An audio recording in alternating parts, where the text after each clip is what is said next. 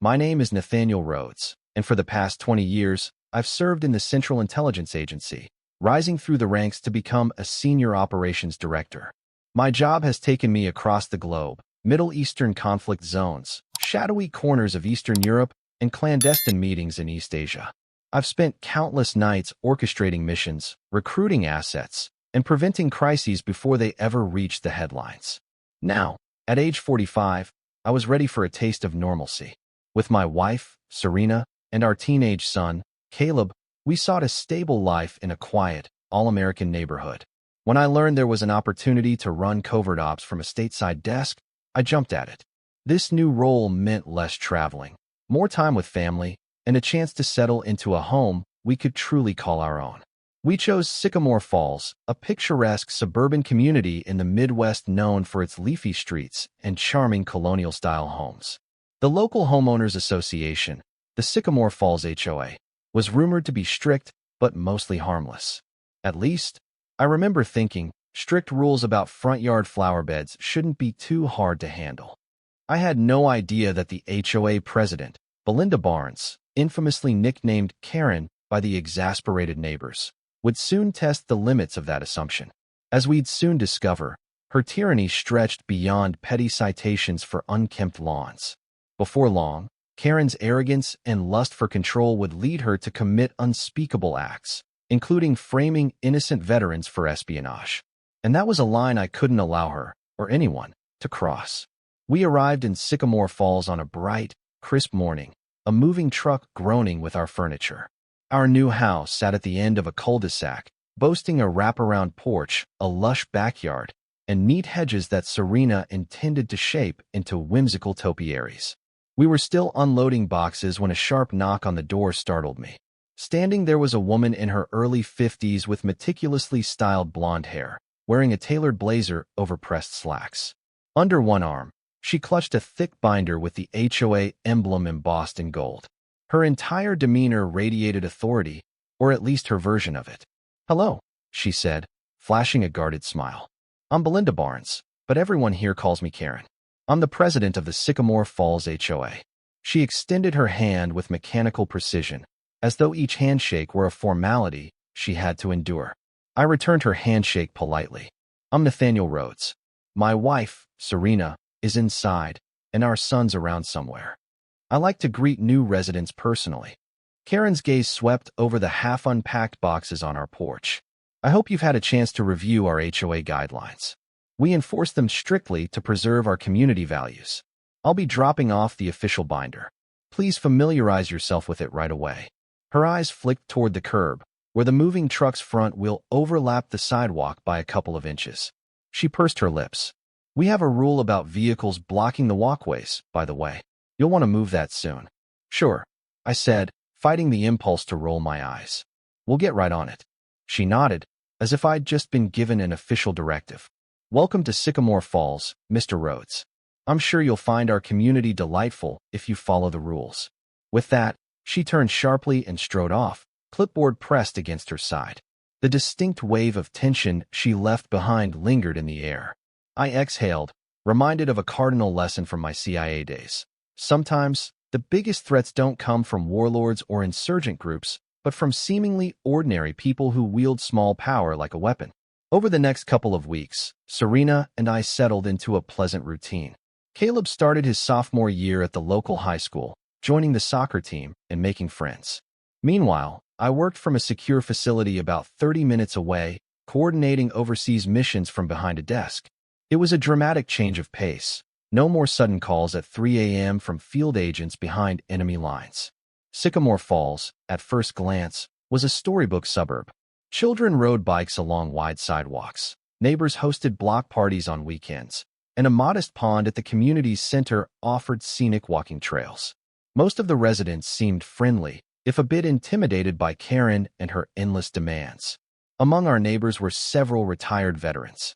Colonel Ralph Anderson, a Vietnam War hero who used a cane but never lost his commanding presence. Sergeant Mary Ellis, a warm-hearted former medic who volunteered at local charities. Staff Sergeant Tom Lowry, an upbeat mechanic who ran a garage out of his driveway. They formed a close-knit circle, often inviting us for barbecue gatherings. Serena enjoyed hearing their old service stories, while I appreciated the camaraderie. Yet beneath their warmth, I sensed an undercurrent of tension. Tom once joked that Karen disliked having too many disorderly veterans in her neighborhood, though it seemed more of a rumor than a fact. At the time, I dismissed it as typical HOA friction. Unfortunately, that friction was about to explode into something far darker. Despite the calm exterior of Sycamore Falls, Karen's presence remained constant. She circled the neighborhood in her SUV, often taking pictures of yards or houses. She left neon-colored violation notices on doorsteps for alleged infractions, a lawn gnome deemed not in community character, a wreath that was too large, or a backyard fence that was an inch too high. People grumbled, but paid the fines to avoid confrontation. One afternoon, as I returned home from the office, I caught a glimpse of Karen peering over our back fence. Startled, I hurried outside. She had her phone out, snapping photos of the small vegetable garden Serena had started. "What are you doing?" I asked, striving to maintain a measured tone. She barely flinched. "Inspecting. There's a rule about unapproved structures. Your wife put up a small trellis for climbing vegetables, correct? That might be considered a fence extension." My jaw tightened. "It's just a simple wood trellis for cucumbers. Hardly a fence extension." Karen shrugged, ignoring my annoyance. "I'll have to check with the board. If it violates guidelines, I'm afraid we'll have to fine you." I swallowed my frustration. "We'll wait for your official notice," I said tightly. She gave a thin smile, pivoted on her heel, and left. The nerve of this woman, intruding into our backyard without so much as a courtesy knock. The intelligence officer in me was accustomed to infiltration, but seeing it in suburban form was surreal. Later that evening, Colonel Anderson remarked he'd seen Karen rifling through his mail, supposedly searching for unpaid HOA dues. Mary Ellis found footprints in her backyard near the porch, suspiciously matching Karen's shoe size. It became clear she was snooping around, collecting evidence for any minor rules infringement she could exploit. But her ambition extended far beyond petty HOA rules. I sensed an underlying obsession with control. If she found ways to manipulate neighbors, she wouldn't hesitate. And soon, that sense of control would lead her to orchestrate a horrifying plan. One that would spark the entire community's outrage and reveal the lengths Karen would go to maintain her power. A few months into our residency, a bizarre rumor began circulating.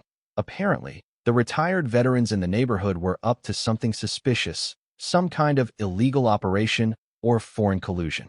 I heard snippets at the local diner, in the grocery store aisles, and during weekend gatherings.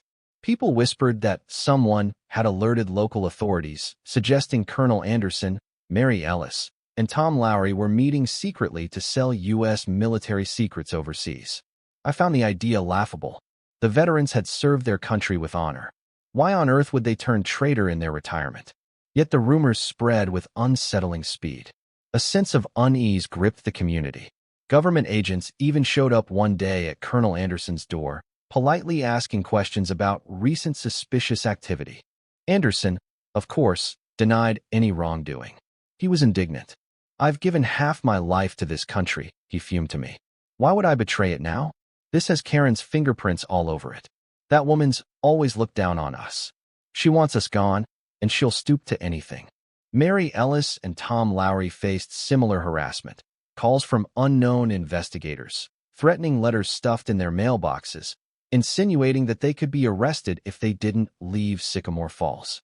Unmarked cars idled near their houses, men with cameras snapping photos. It felt like they were being systematically framed. I began quietly investigating. My CIA training taught me to look for patterns and track the source. All signs pointed to one prime suspect, Karen. She had the motive, controlling the neighborhood. She had the inclination, her meddling nature. If she could drive out these veterans, perhaps she thought she'd gain unopposed power in the community. But how could she orchestrate false espionage accusations? That question gnawed at me. I decided to dig deeper, working discreetly to avoid exposing my own CIA background. If Karen was behind these fabrications, I was determined to uncover her methods and put an end to her game. One late afternoon, I was doing some yard work when I noticed Karen slip into Colonel Anderson's backyard while he was away. Intrigued, I followed at a distance, staying hidden behind rows of hedges. She carried a small, sealed envelope, glancing around to ensure no witnesses. Then she placed the envelope beneath a loose patio stone near Anderson's back door and hurried off. My mind raced. Why was she planting something on his property? Feeling a surge of adrenaline, I waited until she left. Then I hopped the fence and retrieved the envelope. Inside were documents labeled classified military data, obviously fake, but carefully crafted. They included suspicious references to missile schematics and contacts in foreign embassies. Enough to raise eyebrows if discovered by law enforcement. This was the smoking gun. Karen was physically planting false evidence of espionage on Colonel Anderson's property. Likely, she intended to tip off authorities so that they'd raid the place, find the envelope, and pin the blame on him. She might have done the same to Mary Ellis and Tom Lowry. My hands shook with anger. Framing innocent veterans for treason? That crossed every line. But I had to remain calm. Calling out Karen prematurely could jeopardize collecting conclusive evidence. I photographed the documents, replaced them in the envelope, and returned it to its hiding place. If she wanted to set a trap, I'd let her think it was working. Meanwhile, I'd inform Colonel Anderson to keep an eye out. That evening, I confided in Serena. She was horrified. How can someone stoop so low? I'm not sure, I said grimly. But there's more going on here. This can't be just about petty harassment or scaring them into leaving. Karen is planning something bigger. I just didn't realize how big until my next discovery. With the envelope in Colonel Anderson's yard as proof of Karen's foul play, I started piecing together her broader operation. Many neighbors had noticed her living a suspiciously lavish lifestyle. She threw extravagant parties, drove a high-end luxury car, and vacationed abroad regularly, all on a modest official income from HOA fees. It didn't add up. One weekend, the HOA held a neighborhood yard sale event. While strolling through, I overheard Karen talking to a man in a dark suit behind the clubhouse. Their conversation was hushed, but I caught references to our sponsors, funding operations, and ensuring these troublemakers are dealt with. My spy instincts flared. Sponsors? Funding? Could Karen be receiving money from an outside source, someone interested in stirring up trouble? Curiosity pushed me to utilize some CIA resources. Discreetly, I ran a financial check on the Sycamore Falls HOA accounts. Sure enough, there were unusual deposits, large sums wired from shell companies overseas. The same accounts also dispersed chunks of cash to what looked like fictitious local businesses. A pattern emerged. Karen's scheme wasn't just about forging documents. It involved large-scale money laundering. But for whom? As I probed deeper, I discovered a name repeated in cryptic notations: Horizon Security Solutions. On paper, it was a legitimate security contracting firm. But digging into the CIA's classified databases revealed it was a front for a domestic terror group known as the Free Frontier Militia. This militia aimed to foment chaos within U.S. borders, targeting veterans who opposed their extreme ideology. They specifically sought to discredit or remove veteran communities they deemed traitorous. A cold dread settled over me. The woman who spent her days berating neighbors about mailbox colors was secretly funneling money to a domestic terror group, one that hated the U.S. government and had a track record of violence. And now, she was using that group's resources to smear retired veterans as foreign spies, hoping to ruin their lives or force them out. If the truth came out, her entire operation risked exposure. I realized I'd uncovered something far bigger than HOA drama. This was a national security threat, my domain. The line had been crossed. Under normal circumstances, I would handle the situation quietly, feeding intel to the FBI or my CIA colleagues. But time was of the essence. Colonel Anderson, Mary Ellis, and Tom Lowry were in immediate danger of wrongful arrest if Karen pulled the right strings. Moreover, if the terror group behind Karen escalated its tactics, people could be hurt, or worse. I convened a private meeting with the 3 veterans at my house, carefully checking for any hidden bugs or cameras Karen might have planted. Once we were secure, I laid out my evidence. Photographs of Karen planting the fake, classified military data in Anderson's yard. Bank statements showing suspicious wire transfers from a shell company linked to Horizon Security Solutions, a front for the Free Frontier Militia. Intelligence about the militia's plan to systematically discredit or displace veterans who refused to join their cause. And then, I revealed my own secret. I wasn't just a neighbor. I'm a senior CIA operations director. They stared at me in stunned silence. Karen's funneling funds to a domestic terror group. Mary Ellis repeated, appalled. Why? Power, I answered. Money. Possibly misguided ideology. They're using Sycamore Falls as a testbed for infiltration tactics, starting with veterans who could be their biggest threat if push comes to shove. Tom Lowry shook his head in disbelief. So that's why the cops came asking about espionage. She's setting us up. Exactly, I said. Her next move might be tipping off federal authorities that you guys are involved in a spy ring, forcing them to raid your homes. Once you're charged, you'd be discredited. Or, if you resisted, worse could happen. Colonel Anderson's jaw tightened. We can't let that happen. I nodded. We won't. But we need solid proof linking Karen directly to the militia. We need to catch her red-handed. A plan formed in my mind. One that would require meticulous timing and a bit of CIA cunning. With the veterans' cooperation, I hatched a plan to lure Karen into revealing the depth of her scheme. We decided to turn the tables by creating fake intel that would draw her out. Colonel Anderson secretly recorded a staged phone call in which he mentioned meeting with foreign contacts at a remote warehouse on a specific date, an entirely fabricated scenario. We circulated hints of this meeting in ways we knew Karen would detect. Suspicious phone calls accidentally overheard, emails that were deliberately easy to intercept, casual conversations near suspiciously placed neighbors who might report back to Karen.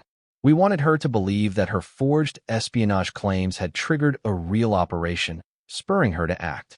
Sure enough, we noticed Karen's behavior intensify.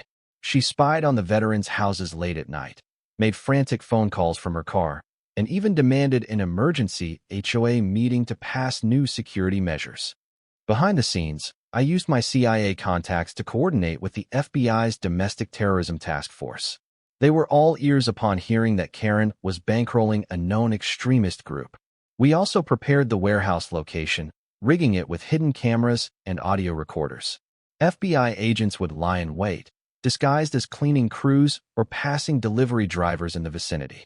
The stage was set for Karen to walk into a trap she believed was her masterstroke. In reality, she'd be stepping into the crosshairs of federal law enforcement. On the designated evening, Colonel Anderson, Mary Ellis, and Tom Lowry drove to the warehouse. Serena stayed home with Caleb, anxiously praying everything would go smoothly.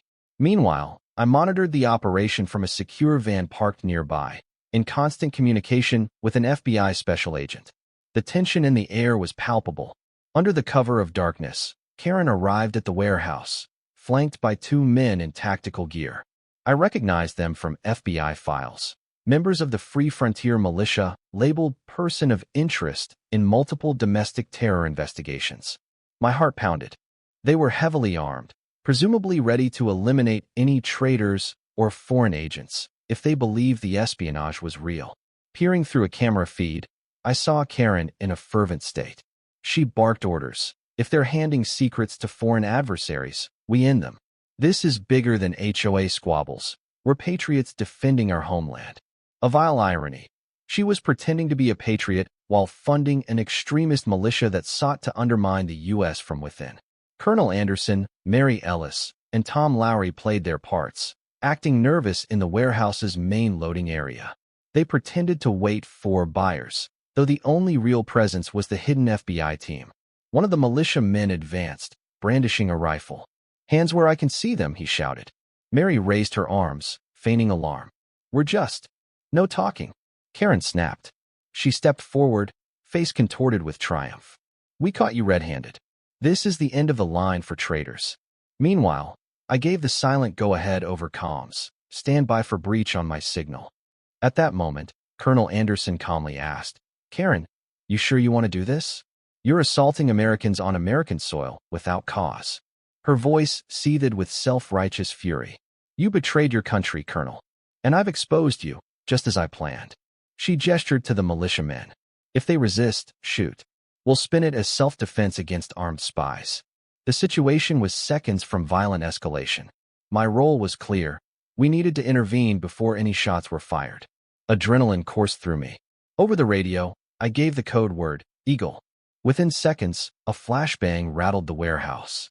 The loading bay door crashed open, and a team of FBI SWAT agents poured in, guns trained on Karen and the militia men. FBI, drop your weapons, a commanding voice boomed. Chaos erupted. The militia men, stunned by the flashbang, staggered back. One tried to lift his rifle, but a sniper's laser painted his chest, forcing him to freeze. Another militia member dropped his weapon and raised his hands in terror. Karen let out a shriek, stumbling as she tried to retreat. In the observation van, I exhaled a huge sigh of relief. Move in, I told the local team. They secured the perimeter.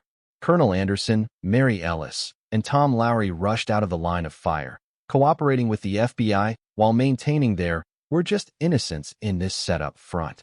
A perfect operation. Moments later, I arrived on the scene in my CIA capacity, flanked by an FBI special agent. Karen's eyes widened in rage and disbelief as she recognized me. You're behind this, she spat. What are you, some sort of government stooge? I stood calmly, revealing my credentials. Nathaniel Rhodes, CIA Operations Director. The color drained from her face as she grasped that the unassuming neighbor she'd tried to manipulate was a high-ranking intelligence officer. You framed loyal veterans to run them out of the neighborhood, funded a domestic terror group, and nearly orchestrated a bloodbath, I said. It's over, Karen, she howled. You have no idea who you're dealing with. I was protecting our community from traitors. The FBI agents handcuffed her, reading her rights. Meanwhile, the militia men were pinned to the ground, faces pressed to the cold cement. Sirens blared outside as more law enforcement vehicles arrived. The plan had unfolded flawlessly, no casualties, undeniable evidence, and a stash of illicit funds linked to Karen's accounts. Thus ended the standoff that could have turned a quiet suburb into a site of domestic terrorism. In the days following Karen's arrest, federal investigators swarmed Sycamore Falls, piecing together the full scope of her conspiracy. Forensic techs seized her HOA laptop, unearthing an incriminating treasure trove of documents. Fake espionage files she intended to plant in the homes of other veterans, beyond Anderson, Ellis, and Lowry. Financial ledgers showing massive wire transfers from shell companies tied to the Free Frontier militia. Surveillance logs detailing her secret night patrols, phone call eavesdropping, and infiltration into neighbors' private records. Local residents watched in stunned disbelief as the story hit the news. The once intimidating HOA president was exposed as a domestic terror collaborator. Neighbors who'd lived in fear of petty fines for having the wrong shade of fence realized how trivial it all seemed in light of her real crimes. Mary Ellis shook her head in dismay. I can't believe she almost got away with it. We might have been arrested, or worse, if not for you. Colonel Anderson patted my shoulder. Glad you were here, son. If anyone else tried to handle this, we'd be rotting in a cell. Tom Lowry joked. Guess we owe you more than a few beers. Despite the humor, we were all shaken by how close we'd come to a tragic outcome. Serena and Caleb, though relieved, found the entire saga surreal. We'd moved to Sycamore Falls for a peaceful life, yet encountered a twisted plot that could fill a spy novel. For me, it reinforced a core principle of intelligence work. Threats can emerge anywhere, even behind manicured lawns and picket fences. Given the gravity of Karen's crimes, funding a domestic terror group and framing American veterans, her arrest made national headlines. The media dubbed her the Terror HOA Karen, sensationalizing the bizarre intersection of suburban governance and extremist plots. Commentators debated how a simple HOA position gave her so much unchecked control, speculating on the psychological motives behind her quest for power. The Free Frontier militia, exposed by the evidence obtained during the warehouse bust, faced broader crackdowns. Multiple cells across the country were raided, leading to dozens of arrests. While the group wasn't wholly dismantled, Karen's network of financing was severed, depriving them of a crucial funding source. Meanwhile, Sycamore Falls reeled from the fallout. The HOA underwent an emergency reorganization. Shocked neighbors voted in new leadership, pledging to scale back the draconian rules Karen had championed. The entire concept of the HOA was questioned. Did they need so much authority that one person could run amok? Amid the soul-searching, Colonel Anderson, Mary Ellis, and Tom Lowry received apologies from local law enforcement. The authorities recognized they'd been manipulated by Karen's fabricated tips. City officials even offered the veterans a community service award for their resilience and dedication to truth, though they modestly insisted the real heroics came from the behind-the-scenes intel work. As for me, I balanced continued CIA responsibilities, helping track down the militia's remnants, with newfound local fame.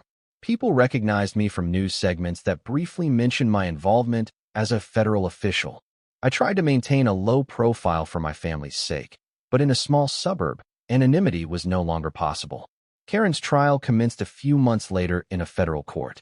The indictment listed a raft of charges: conspiracy to provide material support to a domestic terror organization, attempted framing of federal espionage, wire fraud for funneling HOA funds to her extremist sponsors, attempted murder stemming from her involvement in the warehouse plan. The prosecution presented overwhelming evidence. FBI experts testified about the forensic data from Karen's laptop. Colonel Anderson, Mary Ellis, and Tom Lowry described the harassment, false allegations, and planted evidence. I provided a statement confirming how we orchestrated the warehouse sting, capturing her on camera coordinating with militia members. In a dramatic moment, the prosecution unveiled a series of text messages between Karen and the militia's leader. She bragged about finally driving out those meddling vets and teaching them a lesson. Her twisted sense of righteousness was on full display, as was her willingness to sacrifice innocent lives for personal vengeance. Karen's defense attorney attempted to paint her as a victim of extremist manipulation, arguing she'd been brainwashed into funding the militia. But the emails and messages proved she was a willing participant. The judge, visibly disturbed by her callousness, denied any leniency. The jury deliberated swiftly, returning a verdict of guilty on all major counts. During sentencing, the judge delivered a scathing rebuke of her moral and legal transgressions. "You abused your small sphere of authority to orchestrate a campaign of terror against honorable men and women who serve this nation. The court condemns your actions in the strongest terms," he said. Karen's sentence was severe: 35 years in a federal penitentiary, plus restitution for misappropriating HOA funds and personal damages to the victims.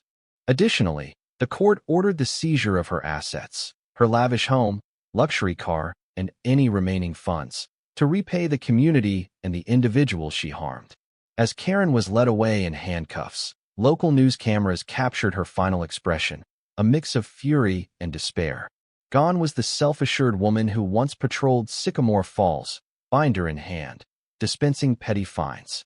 The courts had stripped her of wealth, status, and any veneer of respectability. In the aftermath, Sycamore Falls blossomed into a more open, supportive community.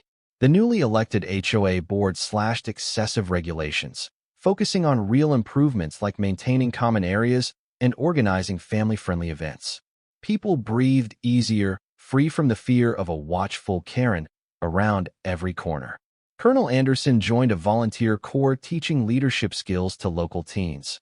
Mary Ellis ran successful fundraisers for veterans charities, and Tom Lowry repaired neighbors' cars for free if they faced tough times. They personified the best of what an American neighborhood could be. Serena and Caleb enjoyed a sense of normalcy at last. No more clandestine operations on our doorstep. Our evenings involved backyard barbecues with neighbors, cheerful gatherings around the newly installed community fire pit, and weekend hikes by the creek. Sycamore Falls had turned a dark chapter into a source of unity, learning the hard way how vital it was to stand against injustice. Months turned into a year, and the memory of HOA Karen's reign of terror slowly faded.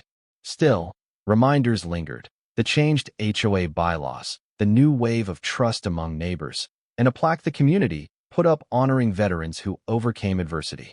Though the fiasco was traumatic, it left Sycamore Falls stronger, bound by the collective stand they took against Karen's twisted agenda. On a personal level, I continued my work with the CIA, ensuring that threats, foreign or domestic, never caught us unprepared. Yet this ordeal taught me a profound lesson: that malignant forces can arise from seemingly mundane environments. The subtle infiltration of extremist ideals, or the quiet abuse of authority, can sow seeds of terror right under our noses. It also reinforced my belief that genuine patriots aren't the ones screaming about loyalty while undermining the very values they claim to protect. True patriots are the men and women who serve their country with honor and continue to stand up for justice in their communities, even when faced with malicious forces like Karens. And sometimes, those patriots live right next door. As for Karen, her name became a cautionary legend among HOAs across the state. Whenever a new board member grew too bossy, neighbors might jokingly warn, "Careful, or you'll end up like Karen." But behind the humor lay a sobering truth, that real harm can arise from unchecked power, and that justice, when it finally arrives, can be relentless. Life in Sycamore Falls returned to its peaceful rhythms. On a breezy spring afternoon, I sat on our porch swing, watching Caleb and his friends play catch on the lawn, while Serena tended to her once controversial cucumber trellis, now a flourishing green arch. In that moment, I savored a rare stillness, a sense that we'd forged our own safe harbor in a world often overshadowed by chaos. And I felt a quiet pride, knowing that our neighborhood had stood against tyranny, no matter how small or disguised, and emerged triumphant.